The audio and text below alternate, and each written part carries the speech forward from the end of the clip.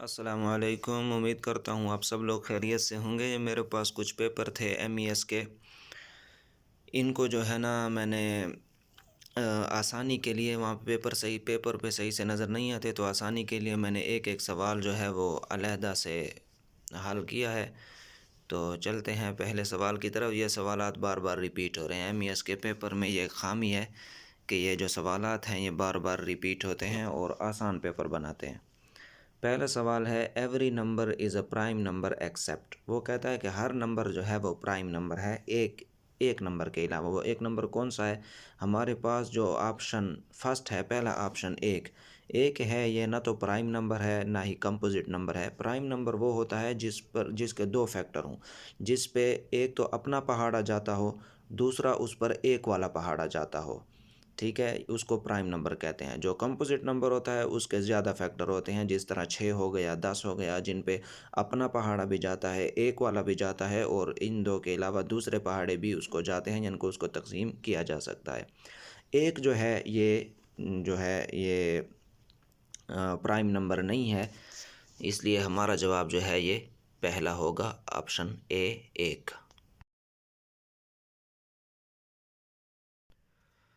Question number 2 है, 50 miles is equal to. इसका जो फार्मूला है हमारे पास वो है कि एक मील जो है या एक माइल 1.6 किलोमीटर के बराबर होता है। तो हमारे पास 50 माइल्स कितने होंगे? तो 50 माइल्स को हम 1.6 से ज़रब देंगे तो हमारे पास 80 किलोमीटर आता है। तो हमारे पास ऑप्शन बी है, दूसरा ऑप्शन। तो इसका आंसर है 80 किलोमीटर। जो 50 माइल्स हैं ये 80 किलोमीटर के बराबर होते हैं। अगला सवाल है हमारे पास, an electric car is running from east to west. It is a windy day, the wind is blowing from west to east, in which direction will the smoke गो।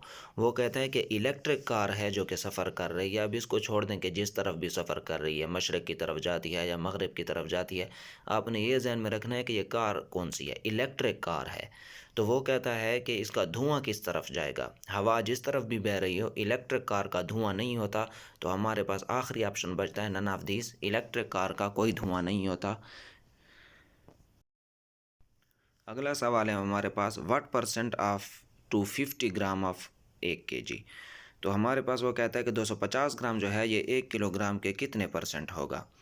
तो हमारे पास अगर हम इसको सवाल को बनाएं तो इस तरह बनता है कि 1000 ग्राम, 1 किलोग्राम को हम 1000 ग्राम में लिखते हैं कि 1000 gram is what percent is equal to 250 gram. तो 1000 ग्राम हमारे पास हो गया ये जो है 1000 ग्राम एक्स बटा व 100। वाट परसेंट आ जाएगा हमारे पास एक्स बटा व 100 ज़रब 1000 इज इक्वल टू 250। तो एक्स हमारे पास आ जाएगा, या 10 और 100 आपस में कट जाएंगे तो हमारे पास ये 10 बचता है, इज़ इक्वल टू 250। ये दो सिफ़र कट जाएंगे, 100 वाले और 1000 वाले दो सिफ़र आपस में कट जाएंगे तो हमारे पास 10 बचता है। तो एक्स हमारे पास बचता है 250 बटा हुआ 10। 10 यहाँ पे ज़रब खा रहा है, उस तरफ जाएगा, तकसीम हो जाएगा। इस लिहाज से हमारे पास 25% जवाब आता है। अगला सवाल है हमारे पास, which comes next in the series. वो कहता है सीरीज़ में कौन सा नंबर जो है ना आगे आएगा।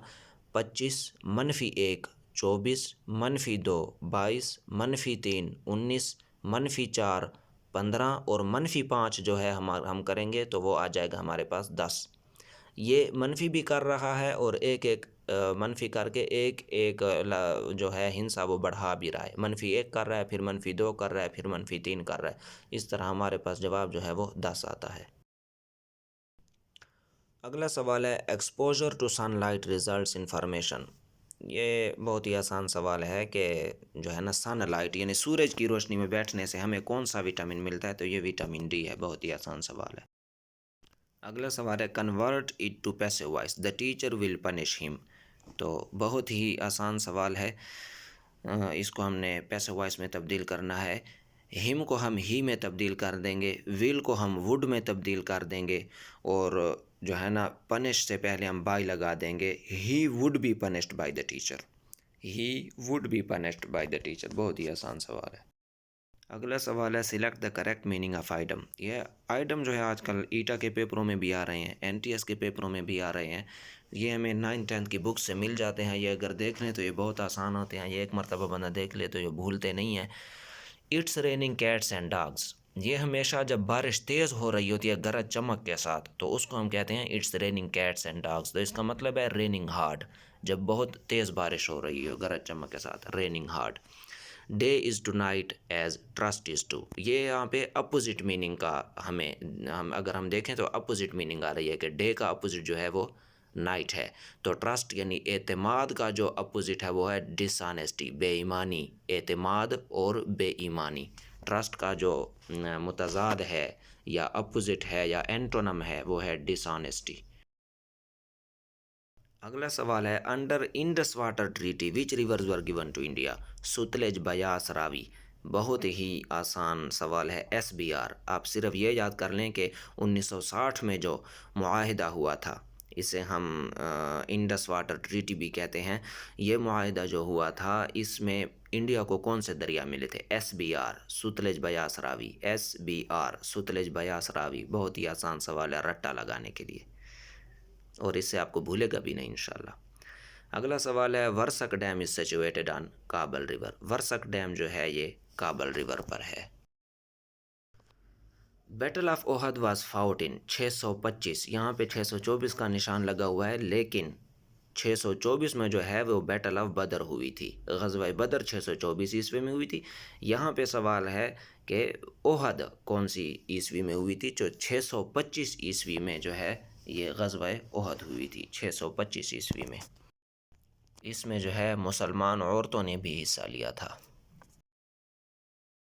बादशाही mosque was built, Badshahi mosque was built in 1673, 1673 जो, और ये मुग़ल बादशाह औरंगज़ेब ने बनाई थी।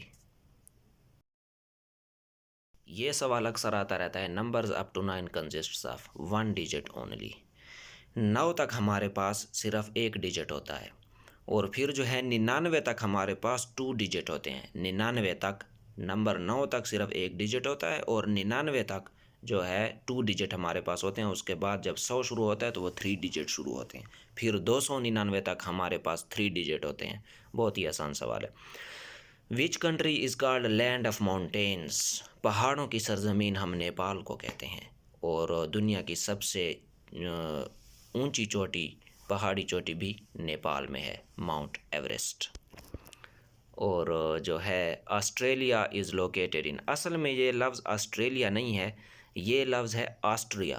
पेपर में भी बहुत से लड़के गलत पढ़ रहे थे, ये ऑस्ट्रेलिया नहीं है बल्कि ऑस्ट्रिया है। ऑस्ट्रिया कहाँ पे है? ये है सेंट्रल यूरोप में, और इसका कैपिटल है वीना। ऑस्ट्रिया सेंट्रल यूरोप में। ऑस्ट्रेलिया जो है वो तो खुद कॉन्टिनेंट है, तो ये इसका कैपिटल जो है वीना है। Cyprus is an island, Cyprus जो है ये ना कॉन्टिनेंट है, ना कॉलोनी है, ना पेनिनसुला है, ये जो है आइलैंड है। ये चारों तरफ से पानी में घिरा हुआ होता है आइलैंड। ये बहुत आसान सवाल है। The greatest number among the following, इनमें ग्रेटेस्ट कौन सा है? 0.05, 0.5, 1.05, 0.0005। बहुत ही आसान सवाल है। इसमें जो है एक 0.5 का होता है 1/2, 0.05 1/4, 0.0005 1/7, 8 तक चला जाता है, तो इसका आंसर है 1। 1 जो है इनमें सबसे बड़ा है। The land of maple leave is a nickname of Canada, maple leave या maple leaf is a nickname of Canada, ये कैनेडा का निक नेम है। अक्सर आपने सीमेंट की बोरियों पे भी लिखा हुआ देखा होगा, वहाँ पे जो है मेपल लीफ जो है लिखा हुआ होता है सीमेंट की बोरियों पे। तो अगला सवाल है हमारे पास, द नेशन समूद, आले समूद जो थी ये हज़रत सालेह अलैहिस्सलाम की कौम थी। आले समूद ये हज़रत सालेह अलैहिस्सलाम की कौम थी। अगला सवाल है he dash here yesterday, he comes, तो कम्स नहीं होता क्योंकि पिछले दिन की बात है, एक काम हो गया है तो कम्स नहीं हो सकता। कमिंग ये भी नहीं है कि आ रहा है, क्योंकि ये काम हो गया, यस्टरडे की बात हो रही है। विल कम भी नहीं हो सकता, फ्यूचर, विल कम फ्यूचर में चला जाएगा। ये हमारे पास है केम, ही केम हेयर यस्टरडे, यस्टरडे के साथ केम लगता है, क्योंकि केम जो है सेकंड फॉर्म है, और सेकंड फॉर्म मतलब एक काम कल हो गया है, तो इसलिए। इट इज़ कूल इन फरवरी, जब महीनों की बात आ जाए तो हम इन इस्तेमाल करते हैं, it is cool in February. अगला सवाल देखते हैं, वो है a patient needs for medicine fresh medicine. Medicine तो फ्रेश नहीं होती। A patient needs some medicine, patient को जो है कुछ दवाइयों की ज़रूरत है, ये नहीं कि पूरे जो है ना मेडिकल स्टोर उठा कर दे, तो सम मेडिसन जो उसके लिए मुख्तस होती हैं उसकी उसकी ज़रूरत होती है। अगला सवाल है mark the correct synonym of the word. Synonym मतलब सेम मीनिंग। एजाइल का मतलब होता है अलर्ट, ठीक है। Mark the correct word, God helps those who help themselves. Allah ताला उनकी मदद करता है जो अपनी मदद आप करते हैं।